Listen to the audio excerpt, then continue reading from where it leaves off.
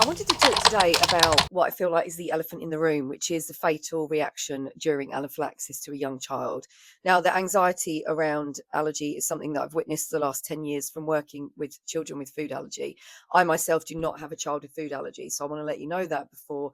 The point of view that I'm coming from is from working with you for the last 10 years and listening to how you live your life and the anxieties that you have. And obviously, most anxieties come from what if worst case scenario happens.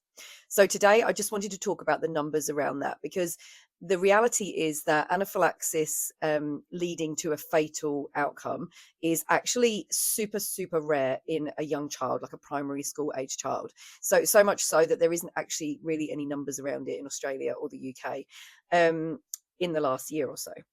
So there's a couple of reasons for this, but yes, there is deaths due to anaphylaxis, but normally it's with adults. So there's around about 20 deaths a year in Australia, but all of them in the last year or two are made up from older teenagers or adults. Now, there's a couple of reasons for this, or there's a couple of theories for this. Number one is that a child's cardiovascular system actually deals with a blood pressure drop much better than an adult system. So I've always said children are very resilient. Children are way stronger than they appear.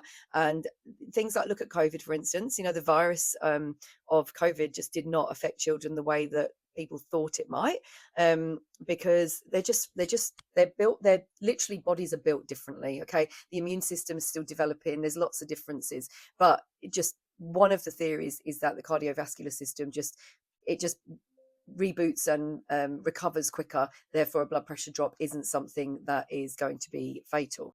Now, no one really talks about numbers, and I feel like the anxiety of anaphylaxis is hanging over the head all the time. And so my hope is with this reel is that the anxiety can be dampened down a little bit, knowing that yes, your child might have a severe allergic reaction and they might look really, really sick and they might be absolutely covered head to toe in hives. But in reality, the outcome of an anaphylaxis in a school age child being fatal is so rare. So I hope that this lands in being reassuring rather than scary, because I feel like the constant hum of anxiety hanging over allergy families and the mental load of that could absolutely drive you to distraction. And in the reality, the numbers are very, very low of that. I'm not downplaying the heaviness of having a child with food allergy, the constant vigilance, the knowing that your child's poison is out there all the time. It's in every supermarket shelf, it's in lunch boxes, it's in the playground, it's on the train, it's on the bus, it's absolutely everywhere. And that, living with that kind of fear, I absolutely can't imagine. I only know from talking to you and spending so much time with you how that affects you day to day.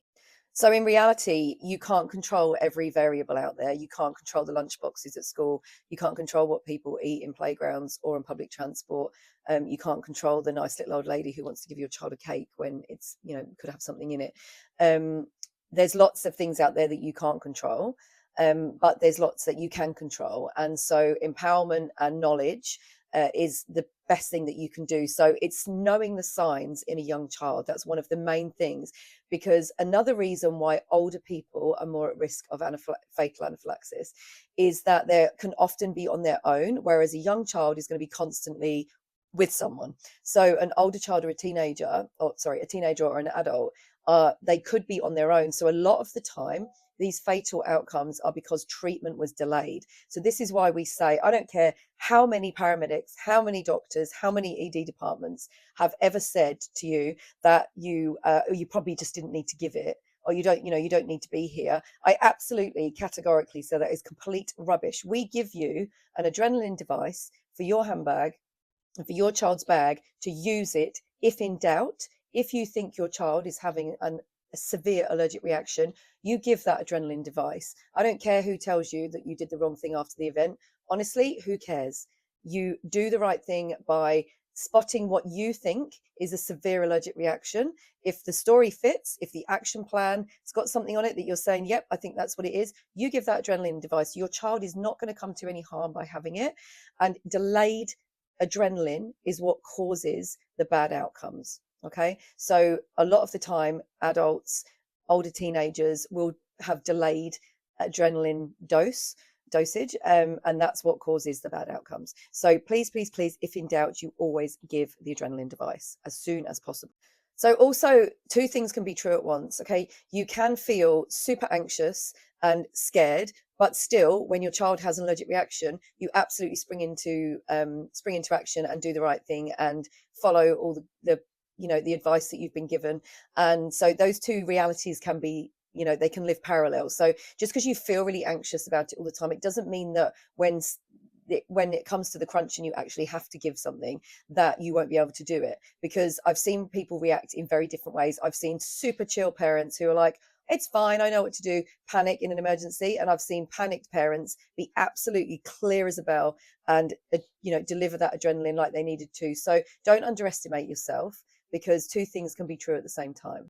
So I have a freebie which specifically tells you the difference between severe and moderate symptoms of a baby and toddler, because the ASCII action plan is great and it is absolutely essential, and everyone should have one that has a diagnosed food allergy.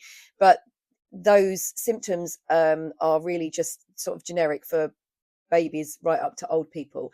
I have an allergic reaction cheat sheet, which basically tells you what those symptoms look like in a baby and a toddler, because they can't verbalize and speak to you. They might look very different. Comment the word SPOT below and we'll send you that guide straight to your inbox. And I hope you've enjoyed this reel, and please leave your comments below.